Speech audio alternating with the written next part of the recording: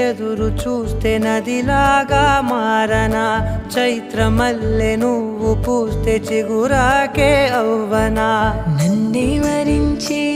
యువరాజును అంట నీ యువ